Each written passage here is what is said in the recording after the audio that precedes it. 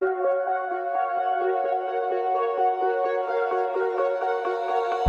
is a writer's day. Woo, baby! Ang ganda talaga. Parang gusto kong pumunta ng Gabaldon. Pumunta si Reed Motovlog, si Boss Reed. Grabe, bilis ng biyahe natin. So, bakit ba pupunta ako? Kahit na sarado naman. Wala lang, trip ko lang. Ayun na, mga Kaiser, oh. Nakikita ko na sa ating gilid. Alright, papasok na tayo ng Gabaldon. Ay, mali pala. Ang tangin na, boy, for the beer.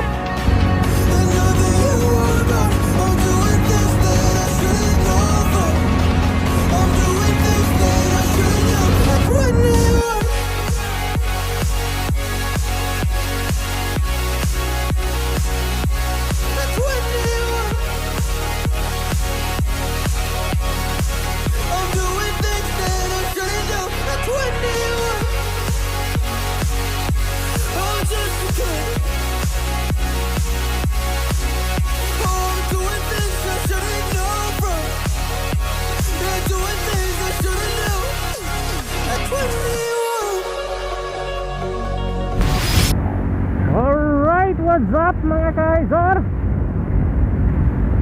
So, good morning. Good morning, Sunday.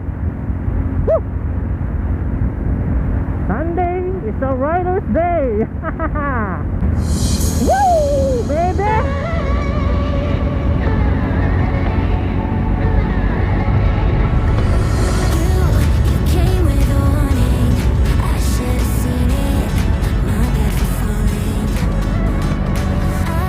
Throttle control. Tingin sa malayo.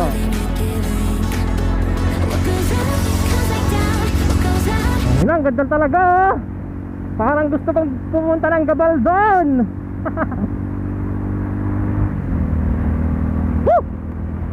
Parang nakikita ko Gabaldon. Pag itong nasa harapan natin yung bundok, mga Kaiser. So, kamusta mga Kaiser? So, salamat sa inyong panonood mga Kaiser. Pinanood nyo na naman itong aking bagong upload. So, on the way tayo sa mga Tarim Pangasinan mga Kaiser. Pupuntahan natin yung Gabaldon ng Pangasinan. Para sa akin mga Kaiser, matatawag ko itong Gabaldon ng Pangasinan. So bahala na kayo. Basta para sa akin lang, sa may Daang Kalikasan, mga Tarim Pangasinan mga Kaiser. So time check natin mga Kaiser, 6:26 ng umaga. Saglitan lang tayo mga Kaiser kasi mamaya is may charity ride kami.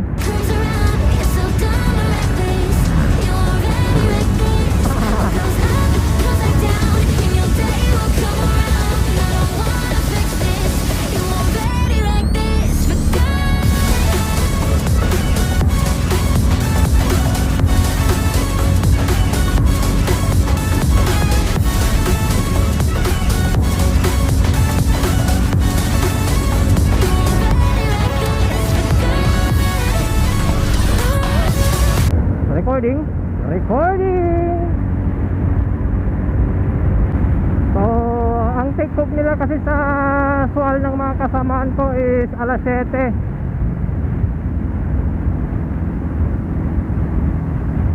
Kaya maya pa sila makakadaan sa amin. Kaya nag solo ride muna ako mga Kaiser. Kasi para hindi pa tirik yung araw.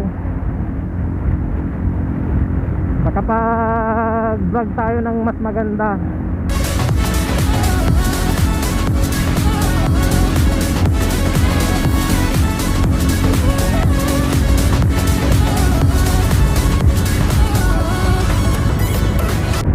So ang Daang Kalikasan mga ka-Izor is nakapunta na ako dati noong ito'y nag-viral sa social media. Saktong pumunta ako noong pumunta si Reed Motovlog, si Boss Reed. Kaya saktong sakto nakita natin siya sa personal. Yun yung time na hindi pa tayo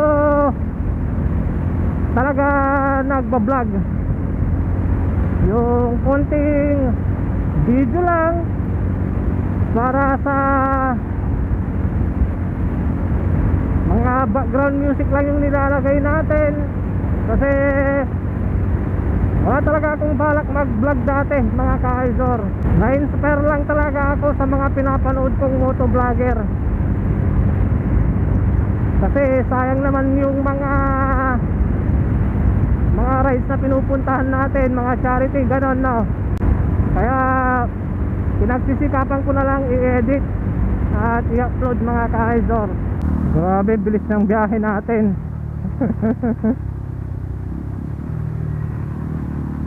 Andito na tayo sa bayan ng Aguilar mga ka-Izor.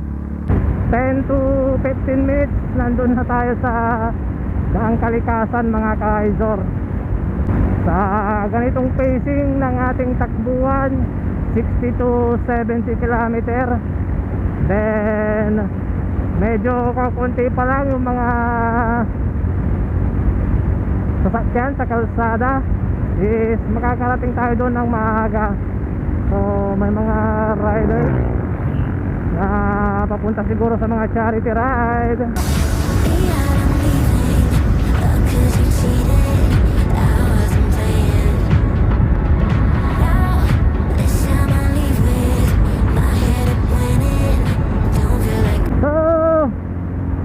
So nga pala mga ka-Izor no, itong Daang Kalikasan is hindi pa siya open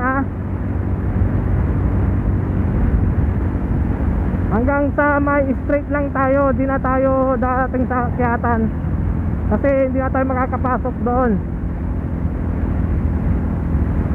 bawal pa.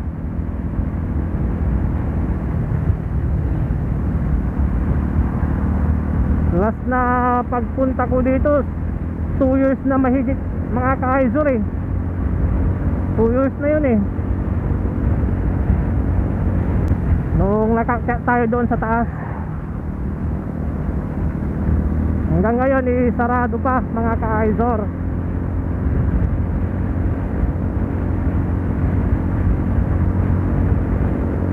So bakit ba pupunta ako kahit na sarado naman? Is wala lang, trip ko lang. Habang inaantay ko yung mga update sa mga kasamaan ko, is mag-ride muna ako. Kasi baka mamaya is hindi na ako makapag-vlog sa pupuntahan naming charity. Charity namin ay sa Manawag mga ka-Izor.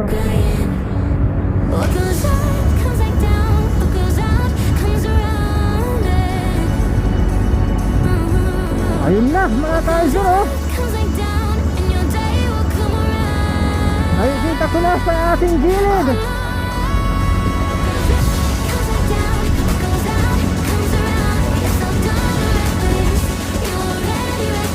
Sana sa mga susunod na buwan or taon sana i-open na nila.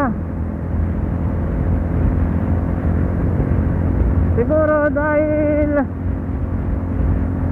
sinarado nila kasi nga sobrang daming mga riders na pumupunta, padaming mga turista.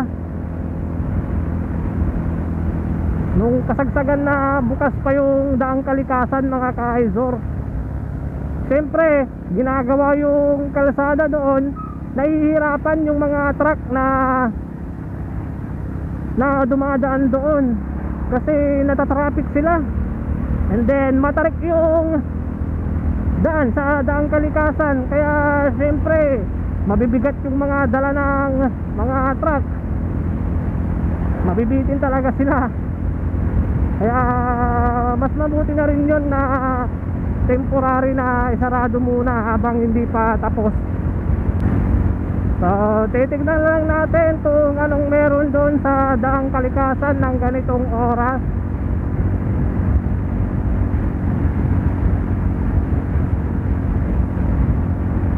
Kasi nung pumasal kami dito nung bandang hapon na, is marami ding mga tumatambay kasi may mga street foods na mabibili. Maraming mga pwesto na nagtitinda sa gilid-gilid. Hindi ko lang alam kung ngayong umaga is nagtitinda sila, kasi ang alam ko is hapon lang sila nagtitinda.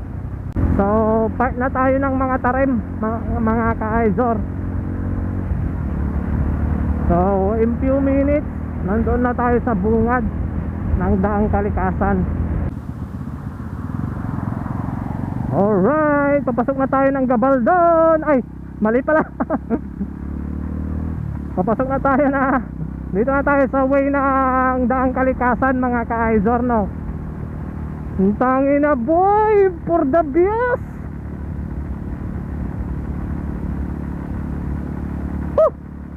Hanggang dito na lang muna tayo sa daang kalikasan, mga ka-Izor, habang hindi pa tayo nakakapunta ng Gabaldon.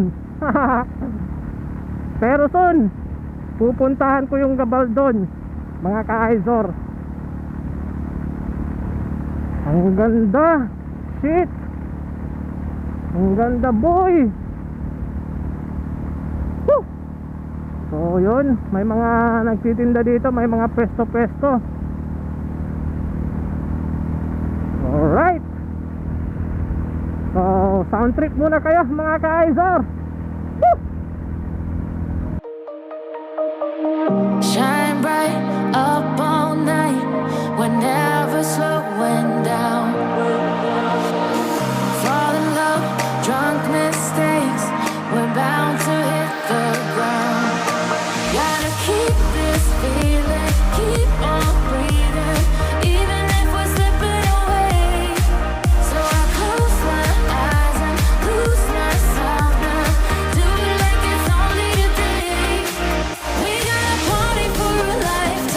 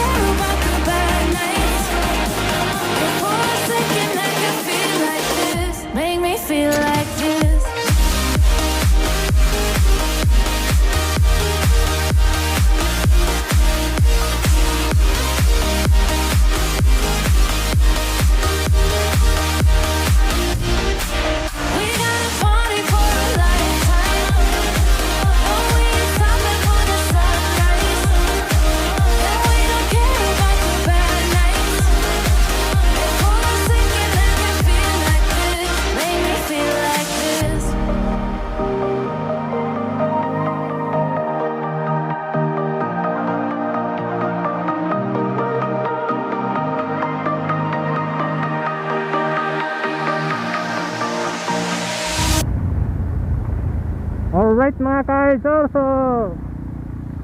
hanggang dyan na lang tayo, hanggang dito na lang. Kasi nga sarado pa yung sinarado na nila dito mga ka-Aizor.